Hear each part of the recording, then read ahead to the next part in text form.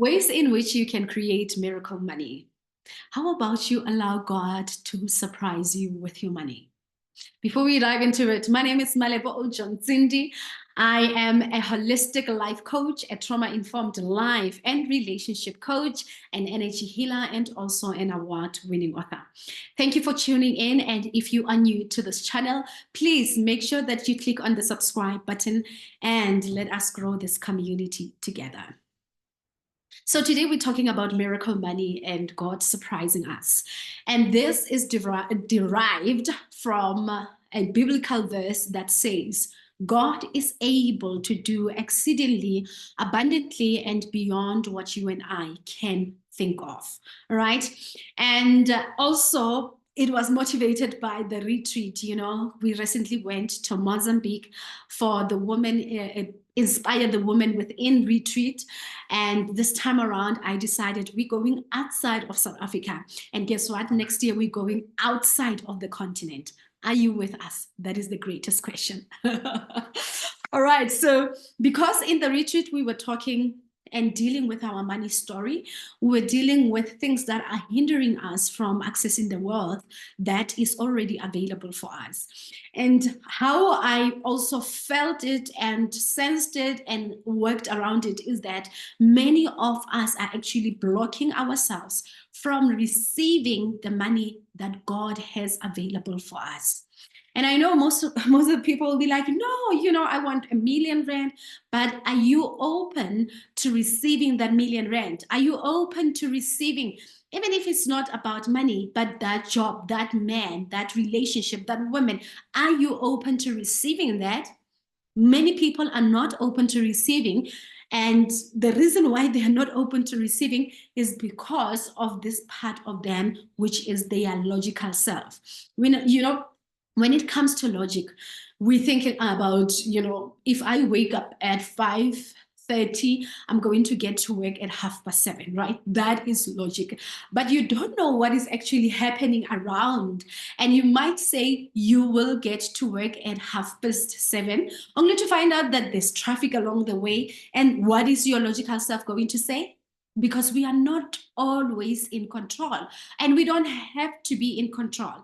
It's just like our money. We don't have to always be in control of where we are getting the money from and how we get in this money. Of course, what we can be in control of is if this money is legal. If it's legal, God, I want it all, right? So how can you open yourself up to receiving miracle money? Here is what I am saying.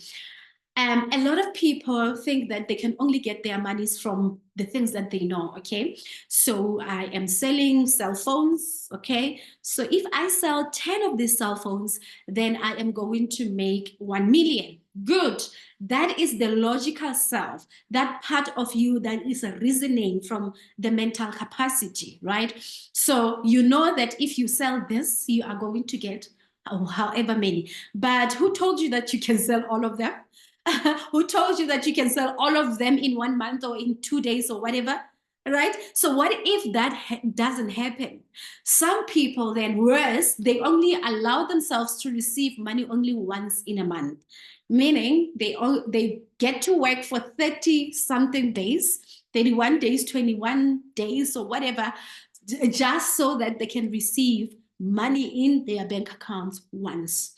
And they are so much in control that God, the universe, your guides, cannot even get in the way of helping you actually receive the money you truly deserve. So today I want to teach you. This is my little secret. I want to teach you how to receive miracle money. Receive miracles, receive a surprise from God. Like, just be surprised, Batum, just be surprised. I know the people who like to say, oh, I don't like to be surprised, because, there are wounds. And those wounds, you always want to be in control, know what is going to happen next. Sometimes you don't need to know. So I know with myself, here's one thing. I can mention a lot of things. When I wanted to get out of debts, I actually did not have money. That is why I was in debt in the first place. And I literally put up an intention that, okay, this circle must close. I know I'm tired of the circle. So I need to close this circle of abuse that I don't have enough money. Then I need to go and borrow more money and be in more debts. I need to close this part, right? So the first thing for you to receive miracle money is for you to put an intention. Okay. So the intention for me at the time was that I wanted to close up my debts. I wanted to live a debt-free life. And if in any way that I could maybe have debts, it would be debts that really are not from a place of I do not have, from a place of lack or anything. It will be debts that will empower me.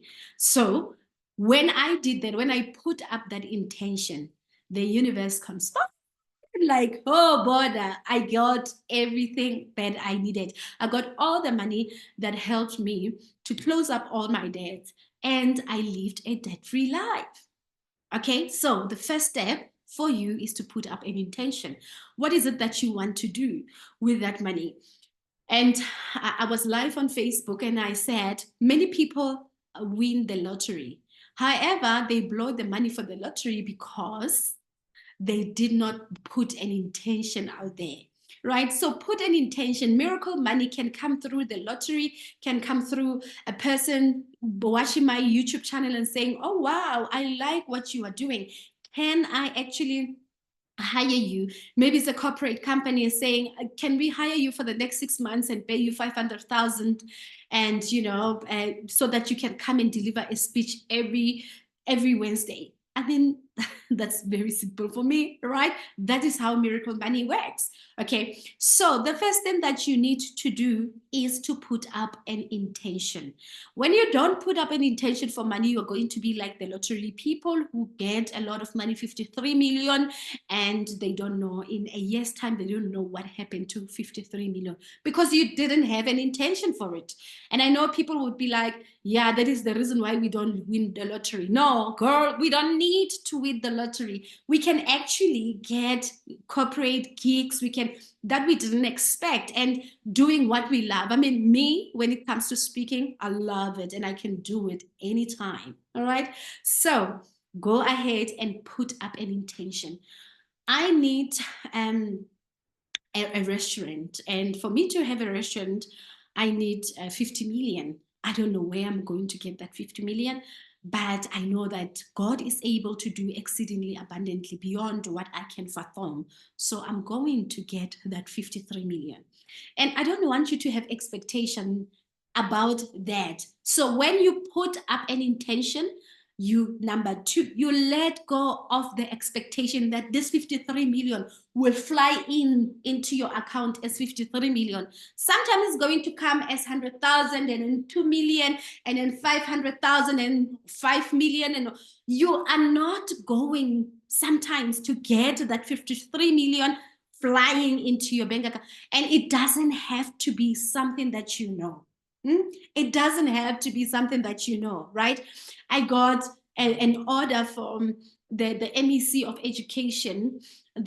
Somebody called me out of nowhere. It was at night when that person called me. Actually, it was the chief. And he called me and said, there is this and this and this that is about to happen. And can I put up your name for that? And I'm like, yeah, why not? And I got an order for my book. And now Trapped is now known by the MEC of education in the Northwest and many other people. You get what I'm saying? So I need you to also loosen up. Don't expect that it's going to come through. I did not expect that.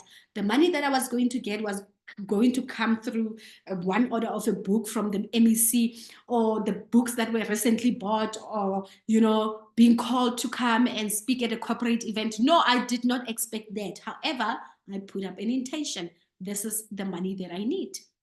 Right? So when you put up that intention, you least expect, right?